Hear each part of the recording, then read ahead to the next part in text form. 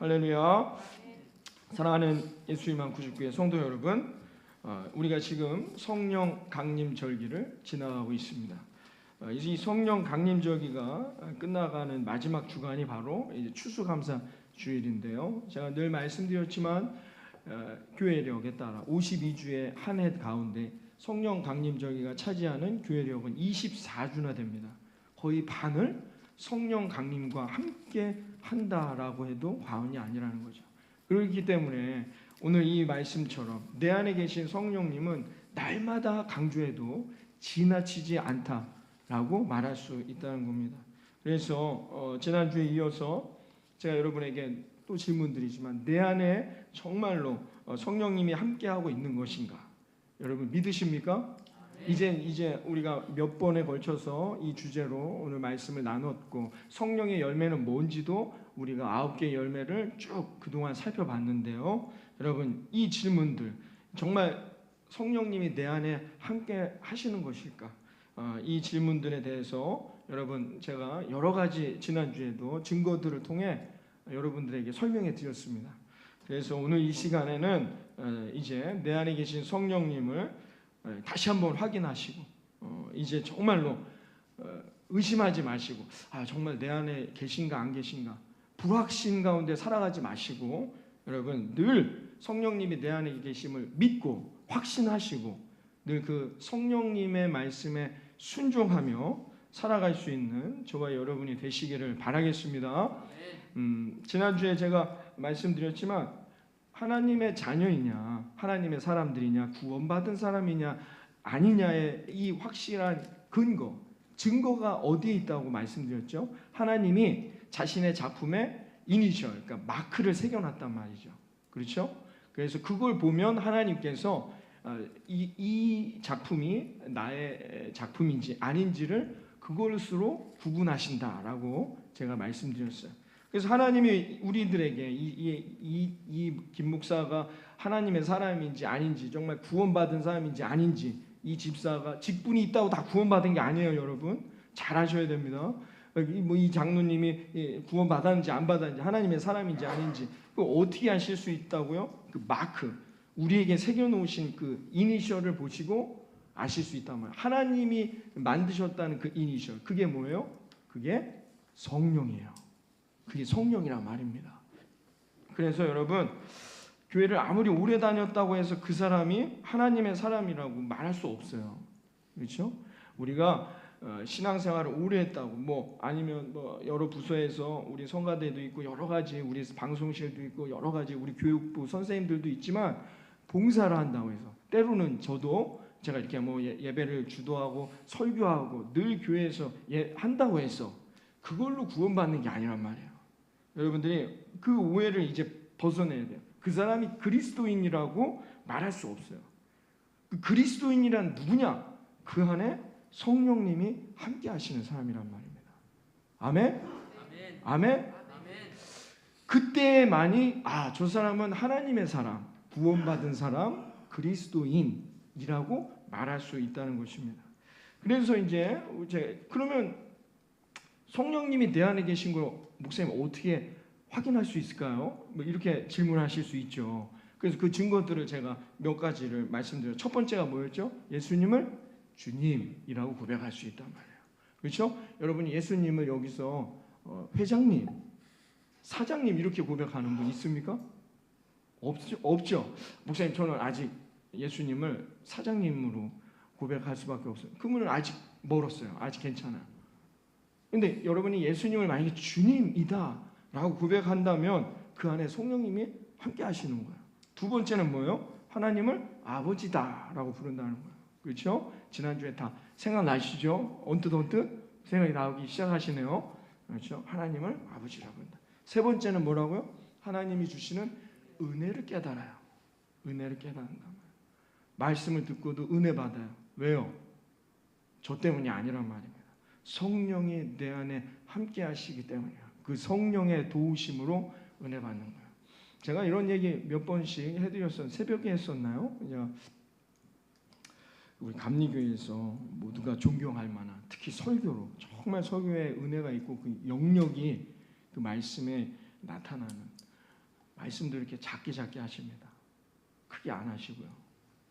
잘 들어야 돼요. 조는 사람이 없어요. 그런데 여러분 성령의 인도함을 따라 승리하시기를 바랍니다. 뭐 이렇게 얘기하신단 말이에요. 이 선한 목자교회 유기성 목사님이라고 계신데요. 한번 들어보세요. 뭐 클라이막스 이런 것도 없어요. 그냥 조용하세요.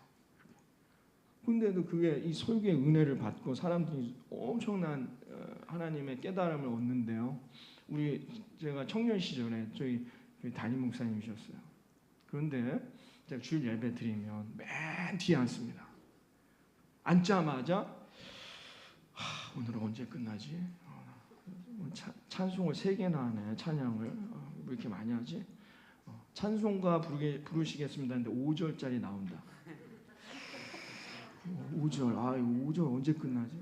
제가 그런 사람이었단 말이에요. 그러니까 제가 여러분 마음을 잘 알아요. 그런데 그거는 예배에 문제가 있는 것도 아니며 목사님에게 문제가 있는 것도 아니에요. 그 무슨 환경이나 상황에 문제가 있는 게 아니에요. 내가 문제였다는 거예요.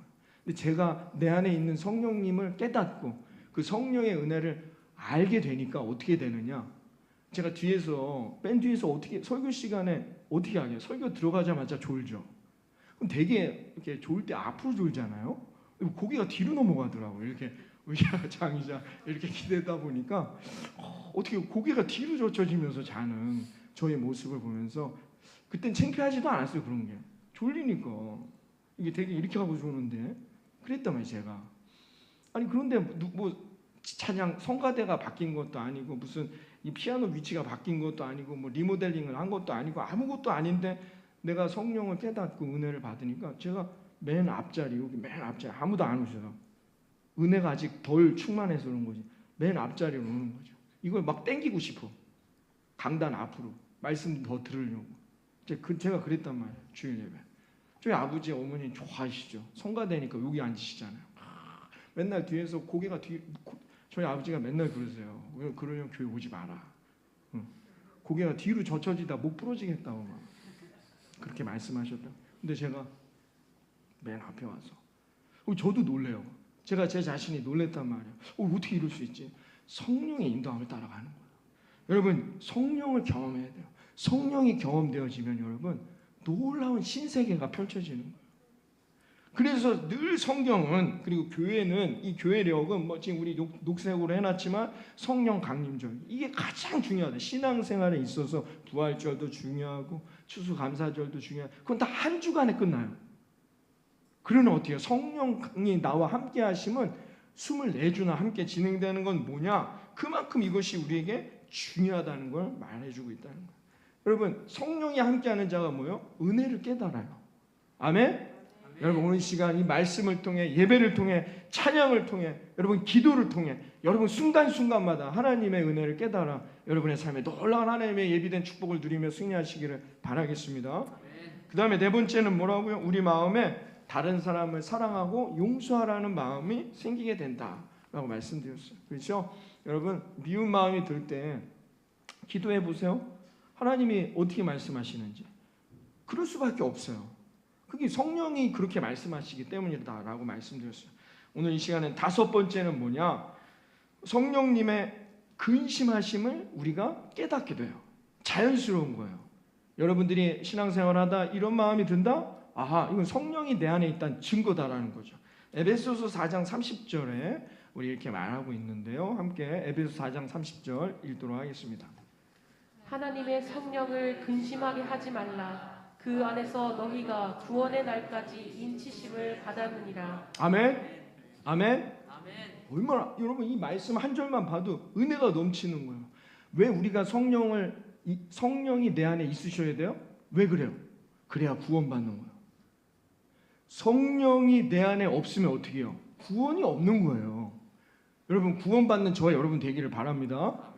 여러분 제가 늘 말씀드려요. 수영학원 왜 가요? 수영 잘하려고. 그렇죠? 또 뭐가 있을까? 요새 그거 많이 붙어 있더라고요. 필라테스는 왜 합니까? 건강하려고 간단 말이에요. 그렇죠? 교회는 왜 갑니까? 구원 받으려고. 아멘? 이거 그냥 아주 간단한 거예요. 이 일을 위해서. 교회는 왜 가나? 말씀 듣고 깨달아 은혜 받고 성령이 내 안에 있음을 확인하여 뭐요? 구원받으려는 거예요. 여러분 보세요. 딱 나와 있잖아요. 왜 우리가 성령 받아야 되느냐? 왜 성령이 내 안에 계심을 늘 확인하고 이런 뭐 증거들을 이렇게 여러분에게 설명해 드리는 이유는 뭐냐? 성령이 내 안에 계심을 확신해야 돼요. 그래야 구원의 날까지 인치심을 받는 거예요. 인친다는 게 뭔지 아시죠? 도장 찍는 거예요. 여러분 소가 A 뿔 뿌리면 엉덩이에다가 도장으로 뭐 인친 그걸 인치는 거예요. 그 얘는 그 등급에서 이제 A 뿔 뿌리예요. 항상 엉덩이에다 허벅지에다 찍나? 아무튼 간에 소에다 도장 찍는단 말이에요. 인침을 받았다는 거예요. 구원의 날이 이를 때까지 그 도장 받는다는 말입니다. 누가요? 성령이 내 안에 함께 하시면. 그런데 이 성령님이 어떻게 우리 안에 역사하신대요? 근심하게 하지 말라는 거예요. 하나님의 성령을 근심하게 하지 말아라 라고 합니다. 제가 지난주에도 말씀드렸지만 여러분 성령님은요 우리가 이제 우리 안에 찾아오신다, 성령이 내 안에 함께한다 하니까 성령님이 들어왔다 나갔다 한다고 생각해요. 근데 이건 그냥 표현을 그렇게 하는 것뿐이지 어떻게 성령은 늘 우리와 함께 하세요. 성령이 우리를 떠나신 적이 없어요. 근데 이거를 우리가 표현을 할 때 성령이 떠났다, 뭐 들어왔다 이렇게 말하는 것뿐이죠. 성령은 우리가 죄 지을 때도 우리 안에 함께 하세요. 우리가 인식하지 못할 뿐이라는 거죠. 그래서 언제까지 성령은 우리 안에 함께 하세요? 우리가 구원받는 날, 구원 날까지 함께 하시는 거예요. 그 구원의 날에 성령이 그것을 증언해 주시는 거예요. 내 안에 계셨던 성령님이 하나님 앞에서 우리에게 증언해 주시는 거예요. 구원의 날까지 임치심을 받았느니라는 뜻이 뭐냐? 그와 같다는 거예요. 그렇죠? 그러니까 우리가 성령님이 뭐 들어왔다. 지금은 성령님이 내 안에 안 계신 것 같습니다. 이건 성령의 내주하심, 성령이 함께하심을 제대로 배우지 못했기 때문에 그렇게 표현하는 거예요. 근데 이제 우리가 표현상으로는 그렇게 하지만 여러분 절대 잊으시면 안 됩니다. 우리가 범죄할 때에도, 우리가 죄 지을 때에도, 우리가 나쁜 짓 할 때에도, 우리가 나쁜 생각을 가질 때에도 성령이 어떻게 해요? 내 안에 있단 말이에요. 근데 성령이 충만한 사람은 어떻게 해요? 누군가를 때려주고 싶은 마음이 들 때 회개하죠. 왜요? 성령이 내 안에서 크니까 생각이. 이해되세요? 근데 성령의 생각이 0.2%, 0.0001%밖에 없는 사람, 우리 안에. 그 사람은 어떻게 해요? 내가 하고 싶은 대로 하는 거예요. 그러니까 믿지 않는 사람들에겐 성령이 없는 건 아니에요. 그러나 우리가 그냥 성령이 함께 하시지 않는다 이렇게 표현하는 거라는 거죠. 이해되시죠? 이제 이거는 여기서 정리하고 넘어갑니다. 그러니까 여러분 성령이 우리 안에 함께 하시는데 구원의 날까지 함께 하세요. 그런데 우리가 그 성령이 내 안에 함께 하시는 성령님이 기쁜 인생을 살아야 되는데 그렇지 못할 때도 있단 말이죠. 그때는 어떻게 해요? 성령이 내 안에서 근심하신다는 뜻이에요. 그것을 오늘 에베소 4장은 이렇게 설명하고 있는 겁니다. 우리가 하나님의 뜻대로 살지 못하거나 기쁘게 해드리지 못할 때에도 언제든지 주님은 내 안에 함께 하신다. 여러분 이걸 잊지 마시고, 그러나 우리 안에서 성령이 근심하실 때 그 근심을 깨닫느냐 깨닫지 못하느냐, 이건 이제 우리의 몫이라는 거죠. 우리가 그걸 잘 깨닫고 하나님의 뜻대로 살아가는 게 중요하다는 겁니다. 그리스도인들에게는요, 그리스도인들에게만 있는 독특한 근심이 있습니다. 안 믿는 사람들은 절대 근심하지 않는 게 있어요. 뭐가 있을까요? 주일 성수. 주일 예배를 오늘도 못 드리고 어디 딴 데 가신 분들이 있는데 어떤 상황과 무슨 일 때문에 그럴 수도 있지만 거기서 근심이 쌓이는 거죠. 아, 내가 예배를 못 드렸구나. 그 안 믿는 사람들은 절대 그런 근심을 하지 않습니다. 그러나 우리는 왜 그래요? 누가 그렇게 근심하게 합니까? 목사님이 뒤에서 레이더로 여러분 누가 내가 오늘 예배를 참여를 했어야 되는데 하지 못했구나. 이런 마음을 누가 주는 거냔 말이에요. 그러니까 성령님이 내 안에서 그런 마음을 주신다는 거예요. 목사님 저는 아직 그런 마음이 그럼 빨리 성령 받아야죠. 그래야 구원을 얻는 거예요. 이거 심각한 문제예요. 아직도 내가 그런 경험이 없는 것 같아요. 그러면 나만 손해인 거죠. 성령을 받고 은혜를 깨달아야 돼요. 두 번째 헌금 생활도 마찬가지죠. 헌금하지 하나님 앞에 드리지 못한 이것이 근심되고 염려된단 말이죠. 기도 생활도 마찬가지죠. 내가 기도를 더 열심히 해야 되는데 내 새벽 예배를 나가지 못하고 있구나.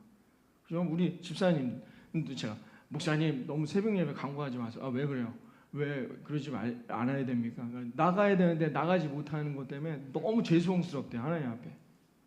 당연한 거죠. 당연한 마음. 근데 그게 뭐예요? 성령이 내 안에 함께 하시다는 증거란 말이에요. 그 근심하게 할 때 그런 마음이 있다는 거. 근데 안 믿는 사람들한테 한번 물어보세요. 이상한 사람을 생각하죠. 왜 저런 것 때문에 걱정을 하지? 근심하지 않습니다. 이건 근심의 대상조차 되지 않아요. 안 믿는 사람들에게는. 그러나 그리스도인들에게는 이게 괴로움과 근심의 대상이란 말입니다. 왜 그래요? 여러분 안에 성령님이 함께 하시기 때문이라는 거죠.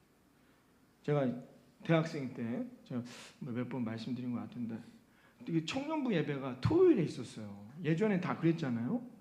왜 토요일에 그때만 해도 그냥 항상 토요일 날 저녁 때는 갔어야 했단 말이죠, 교회를. 근데 토요일 날 저녁 때 머리가 크고 대학생이 되니까 놀 시간도 있고 해야 되지 않습니까? 근데 그날이 이게 무슨 대학교 체육대회였는데 농구대회가 있었어요. 제가 농구를 좀 좋아하는데 그때 4강전인가를 토요일 날 했어요. 어떻게 해다 보니까 너무 아프신 거예요. 그래서 그래 오늘은 뭐 한 번 예배 안 가는 거니까 그래, 이거 4강에서 이기면 결승 가잖아요. 그러면 또 이제 막 여학생들한테 박수도 받고 뭐 하여튼 뭐 결승에서 우승하면 좋지 않습니까? 그래서 그래 오늘은 농구를 하자. 농구를 막 하다가요 코뼈가 부러졌습니다. 확 그냥 들이받아서 농구하다 코뼈 부러지기 쉽지 않거든요. 뭐 발목을 다친다든지 떨어지다가 팔을 다친다든지 하는데 아니 그 친구가 머리로 그냥 제 얼굴을 달려와서 확 부닥쳤어요. 부닥치면서 제가 저기 뒤로 나가 떨어지는 그 순간의 찰나에 하나님 앞에 회개했습니다. 하나님 죄송합니다. 그러니까 농구를 하는 내내도 예배를 가야 되는 건데 내 마음에 근심이 막 생기는 거예요. 그래서 딱 부닥치면서 이건 내가 느껴요. 이번에 저기 그 누구죠? 축구 선수. 네, 어떡합니까 월드컵. 이제 얼마 안 남았는데 얼굴을 그 화면을 이렇게 보니까 딱 부딪히는 순간에 뭔가 부러진 것 같은 화면 얼굴에 나오더라고요. 그런 느낌, 딱 소리가 무슨 돌멩이랑 돌멩이가 부딪히는 그런 소리가 나면서 푹 날아가는 순간에 그 찰나에 제가 하나님 앞에 회개했습니다. 하나님 죄송합니다. 제가 예배를 빼먹고 회개했어요. 하나님 앞에 회개했단 말이에요. 안 믿는 사람들은 절대 이해할 수 없는 근심이라는 거죠. 그러므로 여러분 안에 하나님이 근심하시게 할 때, 성령님이 근심하시게 할 때 이것을 잘 깨닫고 분별할 필요가 있다는 겁니다. 그런데 중요한 건 뭐냐? 괴로워만 해서는 안 돼요. 내가 이러면 안 되는데 그건 괴로워하는 게 아니야. 괴로워했다면 어떻게 해요? 그 상황과 행동과 그 삶 패턴을 돌이켜야 된다. 돌이켜서 그런 삶을 살지 않도록 해야 돼요. 그래서 저는 그 이후에 어쩔 수 없는 상황에 주일 예배를 빠지는 것 외에는 제가 한 번도 제 평생에 예배를 빠져본 적이 없어요. 거의 안 빠진 것 같아요. 왜? 또 코뼈 또 부러질까 봐. 그랬단 말이죠. 그거를 우리가 즉시 깨닫고 이렇게 돌이켜야 한다는. 그게 근심하는 거지. 나는 왜 이럴까 안 돼. 근심만 하고 있다? 그거는 성령의 근심이 아니라는 거죠. 그냥 내가 근심하는 거예요. 내가. 그걸 잘 분별해야 한다는 거예요. 여러분들이 이걸 잘 깨달아야 한다는 겁니다. 그러므로 물론 이제 그런 근심을 한다는 상황이 있지만 중요한 건 뭐다? 오늘은 그 성령이 내 안에서 근심하게 한다. 그게 뭐예요? 성령님이 내 안에 계시다는 증거라는 거예요. 여러분들이 주일 예배를 못 드릴 수가 있어요. 그때 내 마음에 불편하다. 그때 뭐예요? 아멘 하셔야 돼요. 왜? 성령님이 내 안에 있다는 증거란 말이에요. 이해되셨죠? 그게 우리에게 필요하다는 겁니다. 어느 세례받고 은혜가 충만한 어느 청년이 교회 담임 목사님을 금요일 저녁에 찾아왔답니다. 찾아와서 막 울면서 이야기했어요. 아니 왜 그런가 했더니 목사님 제가 예수님을 헛믿은 것 같아요. 세례받고 뭐 내가 아멘 주여 주여 하는 거 다 가짜인 것 같아요. 왜 그러냐 물어봤더니 회사에서 이렇게 회식하고 하니까 같이 술 마시고 놀고 하는데 너무 즐겁지가 않다는 거예요. 그런데 그 자리를 내가 벗어날 수도 없고 괜히 내가 하나님 앞에 부끄러운 죄를 짓는 것 같은 생각이 들었다는 거예요. 그래서 너무 내가 이러고도 그리스도인인가? 그리고 주일에 또 예배를 가야 되나? 이런 생각이 들었다는 거예요. 그래서 목사님이 청년에게 물었대요. 아니 그러면 자네가 이렇게 괴로워하는 까닭이 뭔지 아는가라고 했더니 다른 친구들, 그러니까 그 회식 자리에 있던 다른 회사 사람들도 괴로워하던가 했더니 아유 누가 괴로워합니까? 그냥 좋다고 그냥 즐기고 다 돌아갔죠 집에. 괴로워하는 사람이 어디 있습니까? 라고 했대요. 그랬더니 이 목사님이 그건 하나님 앞에 감사해야 되네라고 이야기했어요. 왜냐하면 성령님이 자네 안에 있다는 확실한 증거야라고 했어요. 왜냐? 자네가 이렇게 괴로워하고 있는 건 자네 본인의 마음이 아니라 성령님이 그 자네의 마음 안에서 괴로워하시기 때문이라네. 그 성령님의 말씀에 귀 기울이고 순종하며 살아갈 수 있도록 노력하면 될 것이야라고 말씀해 줬다는 거죠. 그랬더니 이 청년이 그때서야 이게 성령이 내 안에 있는 증거이구나라는 걸 깨닫고는 하나님께 감사하며 기뻐하며 돌아갔다는 이야기가 있습니다. 사랑하는 예수님만 구축교회 성도 여러분, 여러분이 지금 마음에 근심하고 있는 것이 무엇입니까? 그 근심이 정말로 성령님이 원하시는 근심인지 아닌지 여러분이 잘 살펴봐야 할 것입니다. 바울 선생은 이렇게 말했습니다. 우리의 삶에서 내가 하는 근심은 내게 사망에 이르게 한다고 했어요. 그렇죠? 암이 왜 생겨요? 근심과 스트레스 때문이죠. 그렇죠? 얼마나 스트레스를 받았으면 이 각막인가가 찢어집니까? 왜 그래? 여러분 엄청난 스트레스, 이 엄청난 스트레스를 받는단 말이에요. 인간이. 그러니까 세상의 근심과 염려는 뭐예요? 그렇게 넘어지는 거예요. 그러나 사도 바울이 이렇게 말했어요. 그러나 하나님을 향한 근심은 해도 좋다는 거예요. 세상의 근심은 하지 말라고 했어요. 왜? 그러면 내게 사망에 이르지만 하나님이 내 안에서 하시는 근심은 너를 영생에 이르게 하느니라 했어요. 여러분 하나님이 기뻐하시는 근심 가운데 어떻게 하면 내가 더 예배를 하나님 앞에 기뻐하게 드릴 것인가?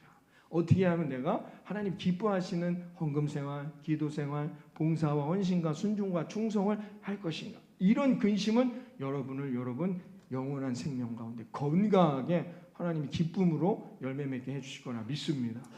이런 근심을 하라는 것입니다.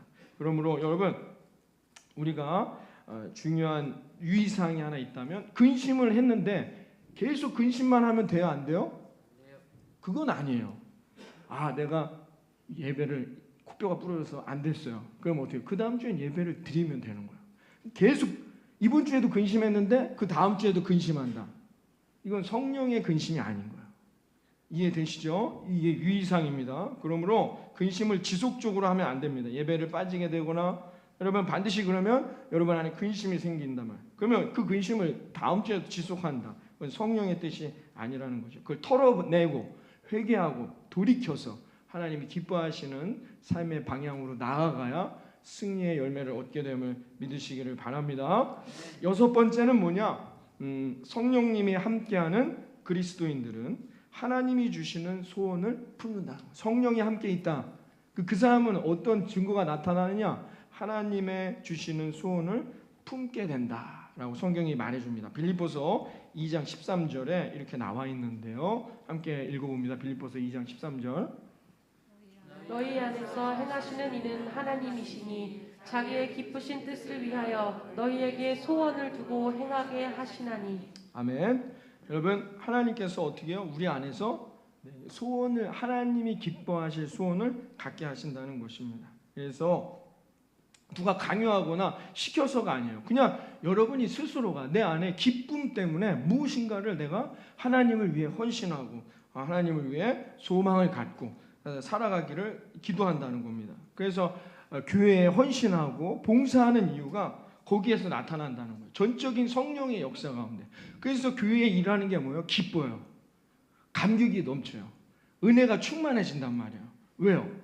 이 성령님의 충만함을 경험하게 되면 된다는 거예요. 그래서 저는 여러분 아시다시피 늘 얘기해요. 뭔가 제가 뭐 강요하거나 뭔가 하라고 얘기하지 않습니다. 그러다가 시험 들어요. 왜? 인간적 마음으로 일을 접근하면은 반드시 시험 듭니다. 그러나 여러분이 은혜 받으셨다면 성령이 그것을 원한다면 오케이 언제든지 여러분이 그 일을 하시면 되는 거예요. 왜? 그게 하나님이 기뻐하실 일이고 하나님이 축복할 일이기 때문이라는 것이죠. 그러면 하나님이 그곳에 함께 하시는 거예요. 그러면 일이 힘들 이유가 없어요. 고통스럽거나 고난이 될 이유가 없다는 것이죠. 왜냐? 내 안에 성령님이 함께 하셔서 성령이 그것을 하시기를 원하는 마음을 갖게 된다는 것입니다. 그래서 우리는 하나님의 일을 위해 헌신한다는 것이죠. 근데 안 믿는 사람들도 그럴까요? 그렇지 않죠. 절대 이해할 수 없는 행동이라는 것입니다. 여러분, 사람의 본성 자체가 하나님을 위해 뭔가를 하고자 하는 마음이 없어요. 저는 평생을 이게 젊은 시절에도 우리 젊은이들이 있지만 대학 다닐 때나 뭐나 주일 예배를 빠져본 적이 없어요. 그럼 친구들은 언제 여행 가고 놀러 가고 안 믿는 친구들은 언제 갑니까? 토요일 주일날 가거든요. 저는 친구들도 좋아하고 친구들도 많았지만 한 번도 그런 데를 참여해 본 적이 없어요. 그래서 여행을 잘 못 가는가? 하여튼 뭐 저는 그런 적이 없어요. 주일 예배를 빠진다는 건 코뼈가 부러지기 때문에 그런 생각을 해본 적이 없단 말이죠. 그런데 그럼 이해가 안 되죠. 안 믿는 친구들 이해할 수가 없는 거예요. 도대체가 학교 다닐 때도 중학생 때, 고등학생 때도 마찬가지였고요. 한 번은 이제 중학생 때 안산에 이제 실외 수영장 큰 게 생겼습니다. 엄청 큰 게 생겼는데 근데 애들이 다 주일날만 갑니다. 주일날. 그래서 제가 중학교 1, 2학년 때 어릴 때잖아요. 그때 아직 코뼈 부러지기 전이었는데 너무 가고 싶은 거예요. 그래서 주일 예배 끝나고 가는데 물 먹고 죽는 줄 알았어요. 물에 빠져갖고 수영장에서. 그래서 저는 하나님 예배, 이 주일을 어떻게든지 하나님이 기뻐하시는 일을 위해 하지 아니하고는 안 된다는 거. 근데 이런 얘기를 아무리 안 믿는 사람들한테 해보세요. 이해가 안 되는 거죠. 근데 여러분 제가 여기서 알려드리는 거는 여러분 마음에 하나님이 소원을 두는데 문제는 뭐냐? 내가 그것을 감당할 만한 여건이 안 될 때가 있습니다. 그렇지 않습니까? 하나님이 그때도 여러분 그 말씀, 그 마음을 놓치지 말아야 돼요. 그러면 하나님께서 여러분에게 엄청난 축복을 예비하셨을 것을 믿습니다. 그게 하나님의 역사를 경험하는 원동력이 될 것입니다. 제가 중등부 전도사 시절에 일인데요. 그럼 임원을 뽑습니다. 그렇죠? 임원을 이렇게 뽑는단 말이에요. 그러면은 제가 이제 중등부 전도사 할 때 한 예배 인원이 한 200여 명 됐는데 그럼 그 임원들 회장단 뭐 그런 걸로 하지 않습니까? 예전에는 다 그렇게 했어요. 그래서 임원진을 뽑을 때 기준이 뭐냐? 하나님 앞에 순종할 수 있는 자죠. 항상. 왜냐하면 교회 일을 그 친구들이 다 해야 되거든요. 그러면 주일 예배를 토요일 날 나와서 중학교 3학년, 2학년, 요 3학년, 2학년 회장, 뭐 부회장, 총무, 서기, 회계들이 나와서 주일 예배를 준비해야 되거든요. 그럼 제가 말씀이 준비된 걸 주면 그 말씀에 맞게 주일 예배를 준비하는 거예요. 그럼 가능합니까? 학원 가야 되잖아요. 그래서 제가 뽑는 기준은 뭐예요? 하나님의 일에 헌신하고 충성할 것입니다. 그러니까 하나님의 은혜가 충만해야 돼요. 가능해요. 그럼 저는 속으로는 미안하지만 하나님이 기뻐하시는 일이고 제가 말씀드렸어요. 여건이 돼서 하나님의 말씀, 하나님의 소원에 순종하고 충성하는 게 아니에요. 그건 하나님의 역사가 일어나지 않아요. 여건이 되지 않을 때인 거죠. 학원 가야 되잖아요. 시험 기간에는 어떻게 합니까? 시험 기간엔 우리 이 임원진은 어떻게 하느냐? 그러니까 평소에 공부를 열심히 해요. 잠도 자지 아니하고 제가 그렇게 얘기하죠. 주중에 너네는 남들보다 1.5배는 더 열심히 해야 된다. 왜? 그래야 토요일날 나와서 공부를 안 하더라도 어떻게 해요? 교회 일을 감당할 수 있지 않습니까? 남들하고 똑같이 하다가 교회 일하고 그러면 이것 때문에 성적 안 나오면 어떻게 해요? 부모님들이 교회 가고 성적이 안 나온다 이런 이야기를 할 수 있지 않습니까? 그래서 제가 늘 주중에 시험 기간 때는 어떻게 해요? 주중에 남들보다 2.5배 더 열심히 해야죠. 그래야 토요일날 나와서 일을 해요. 가능하겠습니까? 그 친구도 이제 뭐 3, 40대 다 됐는데 그 친구들 잘 살고 하나님의 은혜를 가운데 열심히 지금도 여전히 교회 일을 헌신하고 하나님의 일을 감당하죠. 왜요? 그걸 놓치지 말아야 돼요. 그러면 하나님께서 놀라운 길을 예비하셨어요. 성경의 말씀으로 예를 들어볼까요? 모세 이야기 나옵니다. 모세가 여러분 하나님이 계획을 세우셨어요. 어떤 계획을? 이스라엘 백성을 출애굽할 계획을 세워 누구를 선택하냐? 모세를 선택하죠. 출애굽기 2장 24절에 이런 말씀이 나와 있습니다. 출애굽기 2장 24절을 한번 읽어봅니다. 하나님이 그들의 고통 소리를 들으시고 하나님이 아브라함과 이삭과 야곱에게 세운 그의 언약을 기억하사. 아멘. 자, 하나님이 출애굽기 2장에 보면 하나님이 이스라엘을 해방시키고 출애굽할 계획을 세우셨어요. 그래서 어떻게 모세를 불렀는데 왜 모세가 40년 동안 광야에서 기다려야 했죠? 아니 하나님이 계획을 세웠으면 첫 번째 40세가 됐을 때 모세가 얼마나 똑똑하고 잘 나갈 때입니까? 그때 하셨어야죠. 근데 그때 모세가 어떻게 해요? 살인을 저질러서 여러분 광야로 나가요.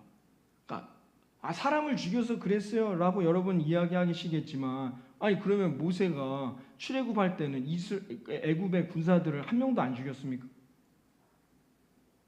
아니잖아요. 잘 보셔야 돼요. 왜 그랬을까요? 그때 40년, 첫 번째 40년에 모세는 자기가 하려고 한 거예요. 하나님의 말씀에 하나님이 이 계획을 세우셨는데, 하나님의 이 아름다운 소망과 하나님의 아름다운 계획을, 이게 하나님의 계획이시구나. 하나님, 나는 당신에게 쓰임받는 도구가 되겠습니다. 하나님, 나를 사용해 주세요가 아니라 모세가 어떻게 해요? 내가 이 정도 위치도 돼 있고, 내가 이렇게 하면 군사적인 어떤 지식도 있고, 내가 이스라엘 백성들이 더 많으니까 애굽 사람들보다 이 숫자들을 데리고 내가 할 수 있겠어 라고 생각했단 말입니다. 그러니까 하나님이 어떻게 해요? 광야로 보내셨단 말이죠. 그래서 거기서 어떻게 해요? 너가 지금까지 살아온 40년의 물을 다 빼신 거예요. 너의 생각, 너의 관점, 너의 가치관, 너가 아무것도 할 수 없을 그 순간 80세가 됩니다. 광야에서. 예? 눈도 잘 안 보였을 거예요. 조금만 신경 쓰면 눈이 망막이 찢어질지도 모르는 그 나이에 쓰신단 말입니다. 하나님이. 그때는 모세도 깨달아요. 이건 하나님의 계획이시구나. 하나님께서 이 이스라엘을 통해 하나님이 아브라함부터 이삭부터 야곱부터 세우셨던 그 언약을 성취하시는 하나님의 뜻이구나. 그래서 하나님의 소원에, 하나님의 계획에 모세가 순종한 것입니다. 그래서 모세의 삶에 어떤 역사들이 일어납니까? 홍해가 갈라지는, 여리고가 무너지는 놀라운 역사들이 모세와 그 이스라엘 백성들에게 이루어졌음을 믿습니다. 여러분, 그게 중요하단 말이에요. 그러므로 여러분, 우리가 이 하나님의 마음, 하나님의 소원을 마음에 품고 성령의 역사를 경험할 때의 유의사항이 뭐냐? 역시 이것이 내 계획인지 하나님이 주신 정말 소망인지를 잘 분별해야 한다는 거예요. 그래야 정말 하나님의 뜻 앞에 내가 온전히 순종하는 소망, 그 헌신은 뭐예요? 반드시 아름다운 열매를 얻어요. 근데 내가 뭔가를 잘해보고자 하는 것, 그건 아름다운 역사가 없어요. 열매가. 그걸 여러분이 잘 분별하셔서 여러분 교회에 헌신하거나 순종하실 때도 마찬가지라는 거죠. 제가 저희 청년이 하나 있었는데 엄청나게, 제가 청년부 간사 시절에 너무 은혜를 받았어요. 이 친구 별명이 뭐냐? 여름방학만 되면은 뭐냐? 수련의 오빠예요. 여름 계절이 되면 이제 우리 교육부 입장에서는 수련회를 준비하지 않습니까? 그럼 대개 이제 7월 달에 이제 아동부부터 이렇게 하거든요. 순차적으로. 사람이 일할 사람이 뭐 교회가 아무리 커도 항상 어느 교회나 그렇지만 일할 사람은 정해져 있기 때문에 했던 사람이 또 도와주고 해야 돼요. 서로. 그래서 이걸 나눠가지고 이렇게 한다면 그럼 맨 마지막이 이제 중고등부, 그 다음에 청년부거든요. 그럼 이제 저는 청년부만 담당했기 때문에 청년부 일만 하는데, 이 친구 별명이 뭐냐? 수련의 오빠예요. 여름만 되잖아요. 7월 달 내내 교회에서 삽니다. 그래서 제가 아니 너 그러면 괜찮냐? 어머니 이제 다들 교회 집사님 권사님이신데 내놨대요. 그냥 교회에서 살아요. 그냥 교회에서. 이 친구는 교회에서 잡니다. 교회에서 그냥 사무실에서. 그 전도사인 우리들이 어떻게 됩니까? 이 친구는 교회에서 자는데 전도사들은 이제 퇴근해야 되는데 막 10시, 11시까지 함께 있고 뭐 그렇지 않습니까? 아니 교회 어찌됐건 청년인데 그게 좋은 거예요. 헌신하고 일하고. 지금은 뭐 하는지 아십니까? 안산에서 의대를 나와서 치대를 나왔죠. 연대 치대를 나와가지고 치과 선생님 하고 있어요. 지금도 여름이 되면 어떡하냐? 이 수련의 오빠 여름엔 자기가 뭘 해야 될까? 하나님을 위해서 여름만 되면 한 달 휴가를 잡아서 교회가 어디 이제 선교를 나가면 뭐 어려운데 가게 되면 가서 무료로 이 뽑아주는 그 일을 하는 거예요. 여러분 안 될 것 같죠? 이러면 어떻게 너의 아프기를 어떻게 해야 되느냐? 하나님께서 선한 길로, 하나님이 예비하신 아름다운 길로 저 여러분을 인도해 주실 거라 믿습니다. 그러니까 이것도 뭐라고요? 하나님이 내 안에 계신 증거예요. 성령님이 내 안에 계시니까 어떻게 해요? 이게 내가 어떤 인생을 살아야 될지에 대한 하나님이 원하시는 소망과 소원을 갖고 살아가게 된다는 거예요. 그래서 현실적으로는 어려울 수 있어요. 이게 중요합니다. 여러분들이 마음에 내가 교회를 위해 헌신하겠다, 교회를 위해 봉사하겠다 할 때 지금 내 상황이, 지금 나의 현실이 그게 충분히 가능하지 못할 때가 있을 수 있다는 것입니다. 그러나 그런 상황에서도 여러분 순종하시잖아요. 하나님께서 반드시 책임지시고 하나님이 선한 길로 인도해 주실 거라 믿습니다. 그러므로 여러분 마음에 그런 마음이 들잖아요. 여러분은 지금 하나님과 교회를 위해 무언가 하고 싶은 마음이 든 적이 있으십니까? 그 마음이 들었을 때 그 마음에 순종해야 한다는 거예요. 우리 사랑하는 성도님들, 여러분들이 지금 내가 하나님과 교회를 위해 뭔가를 해야겠다는 마음이 드십니까? 그럼 그 마음에 순종하셔야 된다는 거예요. 왜? 그러면 하나님이 그 마음을 스쳐 지나가지 마시고 하나님 앞에 순종할 때 하나님께서 놀라운 축복을 여러분에게 예비하시고 인도해 주실 거라 믿습니다. 목사님, 제가 뭐 공부 때문에 아니면 뭐 결혼 때문에 아니면 취직 때문에 아니면 뭐 건강 때문에 제가 바빠가지고 올해는 바빠서 어려울 것 같네요. 내년에 하겠습니다. 이러면 어떻게 해요? 여러분 그 하나님의 이 마음을 순종하는 게 아니에요. 무시하게 된다는 것입니다. 그러니까 여러분의 현실이나 상황 때문에 바라보지 마시고 여러분 마음에 그런 마음이 생길 때 순종해 나아가면 하나님께서 예배하신 아름다운 은혜와 복을 누리게 될 거라 믿습니다. 하여튼 여러분이 그런 마음을 가지는 것 그 자체가 뭐예요? 성령이 내 안에 함께 하신다는 증거가 된다는 것입니다. 이제 여러분 안에 성령님이 함께 하심을 확신하실 수 있겠습니까? 네. 만약에 성령님이 우리 사랑하는 성도님들 여러분 안에 계신 것을 확신할 수 있다면 여러분은 이제 그때 영생을 소유한 구원받은 사람이 된다는 것입니다. 로마서 8장 11절에 사도 바울이 이렇게 말했습니다. 함께 읽어봅니다. 로마서 8장 11절. 예수를 죽은 자 가운데서 살리신 이의 영이 너희 안에 거하시면 그리스도 예수를 죽은 자 가운데서 살리신 이가 너희 안에 거하시는 그의 영으로 말미암아 너희의 죽을 몸도 살리시리라. 아멘.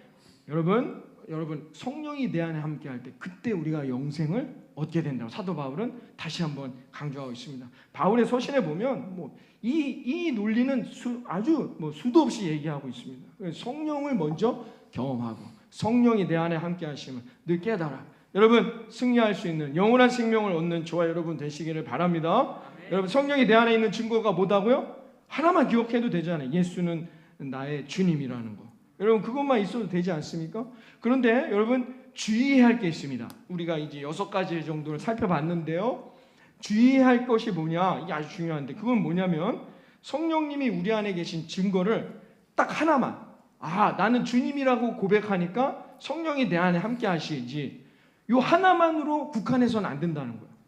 이 전체적인 은혜 가운데 전체적인 삶의 상황 가운데 성령님이 내 안에 계심을 늘 점검하고 확인해야 한다는 겁니다. 아시겠죠? 딱 하나 저분은 하나님을 아버지라고 부르니까 구원받았나 보다. 저분은 함께 하는구나. 성령님이 그렇게 말씀하셔서는 안 된다는 겁니다. 왜냐하면 제가 말씀드렸잖아요. 지난주에도 여러분 교회 다니는 분들 중에 하나님을 아버지라고 하는데 진짜 이게 나를 구원하신 나의 영적 아버지라는 고백이 아니라 그냥 다 하잖아요. 그냥 남들도 다 하니까 나도 기도하다 보니까 어느 날부터인가 하도 들으니까 하나님 아버지 하나님 아버지 하나님 아버지 하니까 하나님 아버지라고 나오는 건지 이걸 늘 점검해야 한다는 거예요. 이해되시죠? 습관적으로 내가 하나님을 아버지라고 고백할 수가 있다는 것입니다. 그러므로 어느 하나만 내가 하나님을 아버지라고 부르니까 그럼 나는 성령님이 내 안에 함께 하시는 거야. 이런 착각이나 오류를 범해서는 안 된다는 겁니다. 저희 감시는 이제 1년에 한 번씩 이렇게 여성 신학, 여성 사역자들 중심으로 예배를 드릴 때가 있어요. 여성 학생회, 여학생회도 있는데요.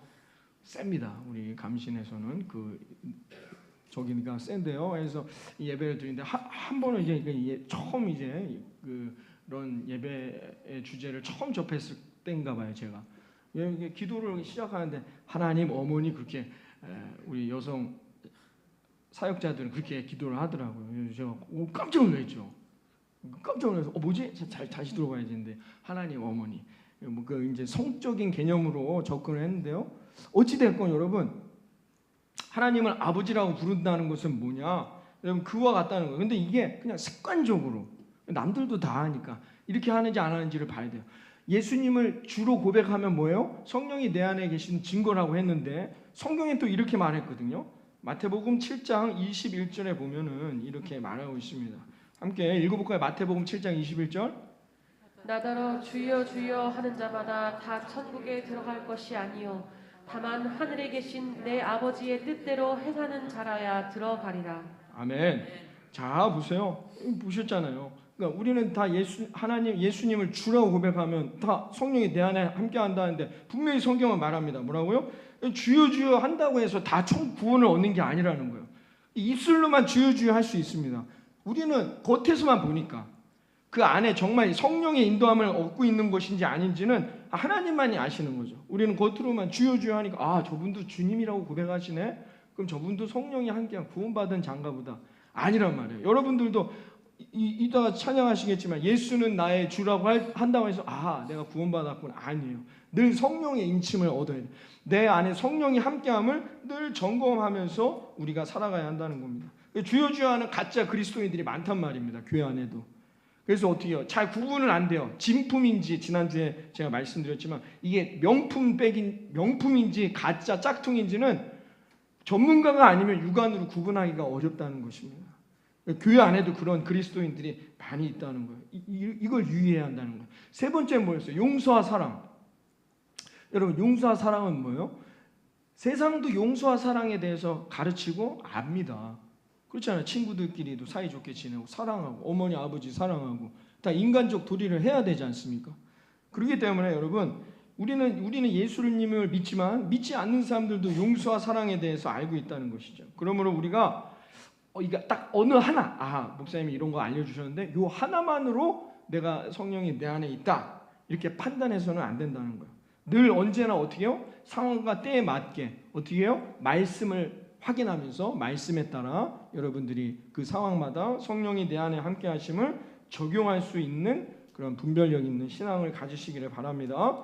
그래서 늘 말씀 안에서 우리의 마음을 나는 알잖아요. 내 자신은 사람들은 모른다 해도 내 자신만은 정직하게 분별하면서 예수님을 내 안에 모시면서 살아갈 수 있어야 할 것입니다.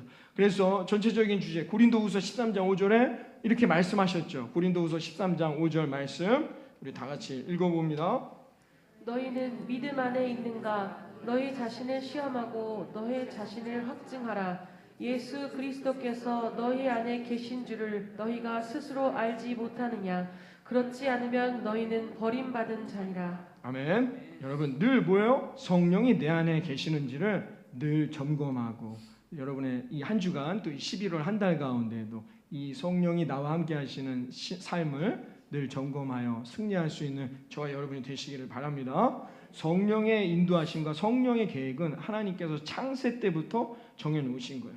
원래는 하나님이 우리와 함께 하십니다. 하나님의 성령을 우리 안에 부으셔서 인간을 창조하셨죠. 그래서 에덴 동산에서 함께 거느렸어요. 근데 인간이 불순종하고 죄가 들어오니까 에덴 동산에서 쫓겨날 때 하나님께서 뭘 걷어가요? 성령을 걷어가셨다라고 성경을 말합니다. 창세기 6장 3절에 보면은 나와 있어요. 창세기 6장 3절인데요. 함께 같이 읽어봅니다. 창세기 6장 3절 시작. 여호와께서 이르시되 나의 영이 영원히 사람과 함께 하지 아니하리니 이는 그들이 육신이 됨이라. 그러나 그들의 날은 120년이 되리라 하시니라. 아멘. 자 여러분 인간이 육신이 되고 인간이 왜 죽느냐, 왜 흙으로 돌아가느냐, 왜 그래요? 불순종한 죄의 타락의 결과물이에요. 그 인간은 왜 죽느냐, 왜 그래요? 왜 죽어요? 영을 거두어 가셨기 때문이에요. 하나님께서 함께 하신 하나님이 우리에게 부어주신 그 성령을 거두어 가셨기 때문에 인간은 어떻게 해요? 죽음에 이르러요. 이게 인간이 얻은 죄의 결과, 하나님의 심판의 결과물이에요. 근데 하나님은 우리를 사랑하시기 때문에 그냥 내버려 두시지 않아요. 그냥 내버려 주셔서 정말 하나님의 뜻대로 살아가고자 하는 인간들도 있을 거 아닙니까? 그럼 하나님이 그들을 어떻게 구원하셨느냐? 그래서 하나님께서는 다시 자신의 영을 부어 주실 것을 우리 하나님의 자녀들에게 약속해 주셨어요. 그게 에스겔서 36장 26절 이하의 말씀인데요. 에스겔서 36장 26절 이하의 말씀 함께 읽도록 하겠습니다. 또 새 영을 너희 속에 두고 새 마음을 너희에게 주되 너희 육신에서 굳은 마음을 제거하고 부드러운 마음을 줄 것이며 또 내 영을 너희 속에 두어 너희로 내 율례를 행하게 하리니 너희가 내 규례를 지켜 행할지라. 아멘. 아멘. 아멘이십니까? 제가 늘 말씀드리는 내용들이 여기 다 나옵니다. 우리가 교회에서 어떤 일을 하거나 교회에서 행하는 어떤 신앙적인 행위의 전제 조건 늘 뭐예요? 성령의 인도함을 따라 해야 한다는 거예요. 성령이 내 안에 함께 하시기 때문에 우리가 이 봉사도 하고 헌신도 하고 이렇게 돼야 돼요. 그렇지 않으면 낙심하고 번아웃, 떨어지고 넘어지고 지쳐요. 상처받고 갈등하고 싸워요. 그러니까 교회는 늘 뭘 점검해야 되느냐? 목회자는 늘 성도들이 무엇 가운데 있어야 되는지를 점검해야 되느냐? 성령 안에. 할렐루야. 성령 안에. 성령이 여러분에게 임하시기를 바랍니다. 그러면 끝난 거예요. 부흥을 원하십니까? 성령 받으세요. 하나님의 놀라운 기적, 홍해가 갈라지고 여리고가 무너지는 놀라운 축복의 기적을 경험하시길 원합니까? 성령을 받으세요. 그거밖에는 답이 없단 말입니다. 제 얘기가 아니라 하나님이 약속해 주신 성경의 말씀이라는 거예요. 그리고 그 약속은 누구를 통해 확인됐어요? 예수 그리스도. 사도행전 1장 8절에 이렇게 말씀하고 있습니다. 오직 성령이 너희에게 임하시면 너희가 권능을 받고 예루살렘과 온 유대와 사마리아와 땅끝까지 이르러 내 증인이 되리라 하시니라. 아멘. 아멘. 여러분, 오직 성령이 임하시면, 이 약속은 제자들에게 임했습니다. 마가의 다락방에서 오순절 성령 강림을 경험하게 됐다는 것이죠. 예수 그리스도의 이 성취, 하나님이 태초부터 세워놓으셨던 성령의 함께하심의 약속이 예수 그리스도를 통해 오늘 2000년이 지난 지금도 저와 여러분에게 살아 숨쉬는 은혜가 되었음을 믿으시기를 이 아침 주님의 이름으로 축원합니다. 얼마나 감사합니까? 여러분, 얼마나 은혜가 넘칩니까? 여러분, 주님이 우리가 예수를 믿기만 하면 그 성령이, 마가의 다락방에 임했던 불과 같은 그 성령이 저와 여러분을 함께 해주신대요. 그래서 여러분이 어디를 가든지 하나님이 보호하시며 그 하나님의 엄중한 손으로 여러분을 인도해 주신대요. 얼마나 감사합니까? 이 말씀만 들어도 성령이 임하시는, 그 성령이 우리에게 임해야 한단 말입니다. 모쪼록 우리 사랑하는 예수님만 구주교회 성도 여러분 안에 있는 성령의 충만함을 경험하시고 그 성령의 충만함에 인도함대로 살아갈 수 있는 저와 여러분이 되기를 바랍니다. 그럼 어떤 길을 가든지 그 길이 축복의 길이요, 승리의 길이요, 하나님이 인도하시는 길이 된다는 것이죠. 이것이 바로 성령 강림절기를 지켜가는 우리들의 삶의 태도가 되는 것입니다. 창세 때부터 우리에게 주셨고 또 주시겠다 약속했으며 약속하신 성령을 우리에게 예수 그리스도로 말미암아 얻게 된 하나님의 은혜를 감사하면서 여러분 또 이 한 주간, 또 이 한 달 가운데 저와 여러분의 삶 가운데 하나님이 주실 더 큰 은혜와 복을 소망하고 확신하며 살아갈 수 있기를 이 아침 주님의 이름으로 축원합니다. 우리 다 함께 찬양하실 때 지존하신 주님 이름 앞에 함께 찬양합니다.